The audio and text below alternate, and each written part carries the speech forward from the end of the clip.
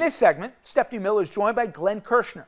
Trump is a master at manipulating the media with sleight of hand. But sooner than later, as the polls suggest, the American patience will reach a breaking point. Bank robbers rob banks every day because they don't think they're going to get caught. They don't think there's going to ever be accountability. They're not going to get in any trouble, but they usually do in the long run. And that is what I think the Kristi Noems and the Pam Bondis of this ugly chapter in American history have awaiting them. Yeah.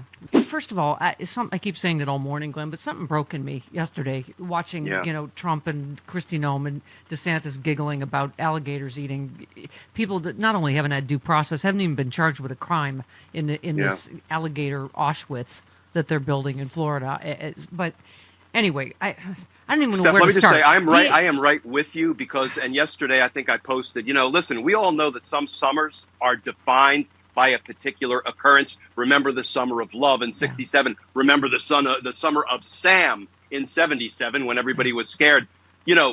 Summer of 2025 is either the summer of autocracy, the summer of indecency, the summer of lawlessness. I don't know what it is. I'm sure there are plenty of punchlines there. But we're all getting beaten down. I was saying, would you be surprised if Trump pardons Diddy on whatever thing he is convicted? I mean, it's just and offered him a cabinet position. No, I wouldn't be surprised. Yeah.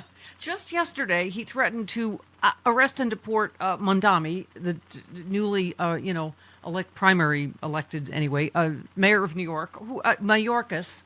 Who else? CNN. I can't even, just this last news cycle.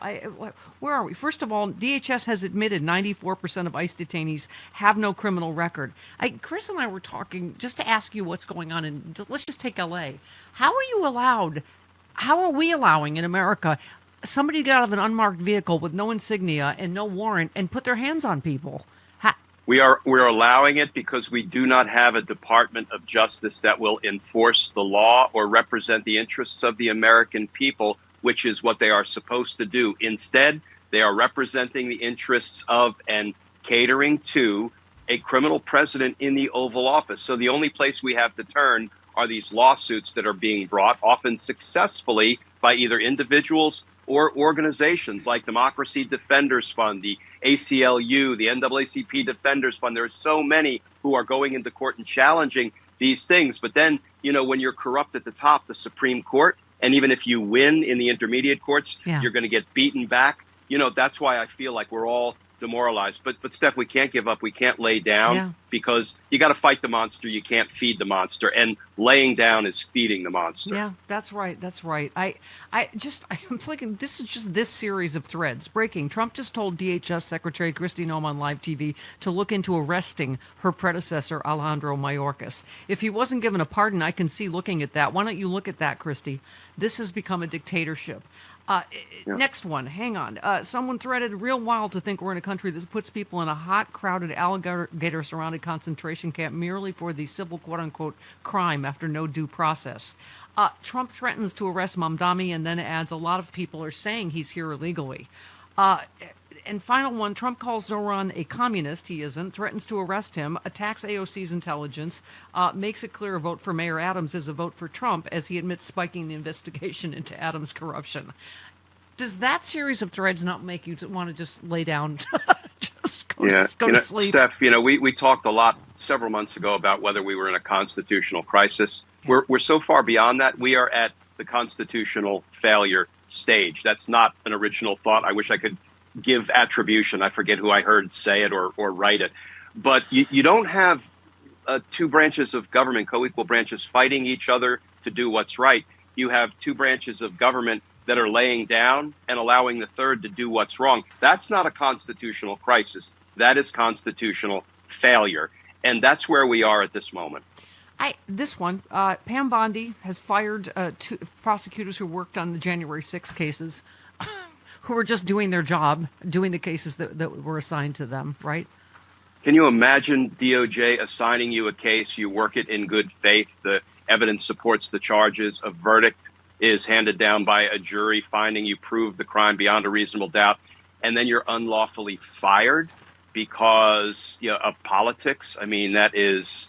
that's my Department of Justice at an end, my beloved former home for 24 years. It's just at an end.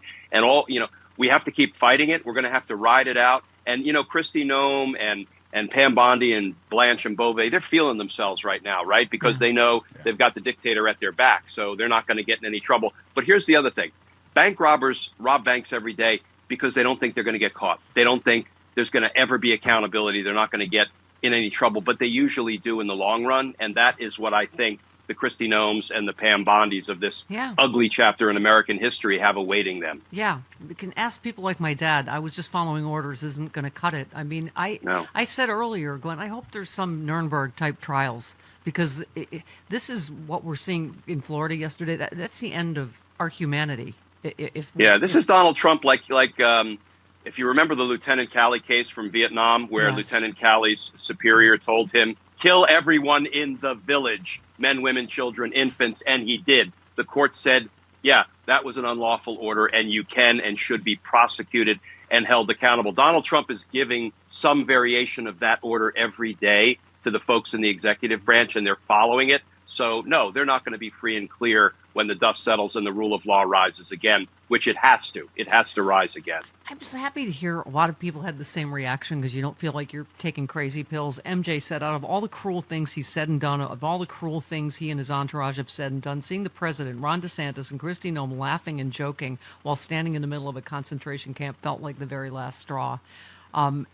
And then our friend Stephen Beschloss, just one more for you. In a sane world, there'd be a massive outcry to a U.S. president threatening to arrest and deport a winning Democratic New York mayoral candidate. Instead, it's just treated as a normal Tuesday. For the record, Trump's threats are another disgraceful attack on an American citizen and the rule of law by an unhinged wannabe dictator. Glenn, you're right. I think it's once again we're in a flood the zone with so much awfulness and evil that we just lay down in despair. And if we lay down in despair, the dictator wins. So I won't give him that satisfaction, if only for spite. I will fight every day. And listen, Steph, it's always been on us, right? We're the only ones who can save us.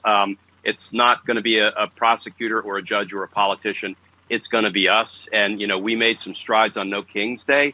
We have to keep that up. We have to ratchet that up. We have to remain peaceful. But it's going to be on us. We can't just sit here and be despondent. We have to get out in the streets. We have to protest, rally. We have to strike. We have to, when I say strike, I mean we should use our economic leverage again, because you know what? If you start hurting big business, they're going to respond. So we just have to keep fighting.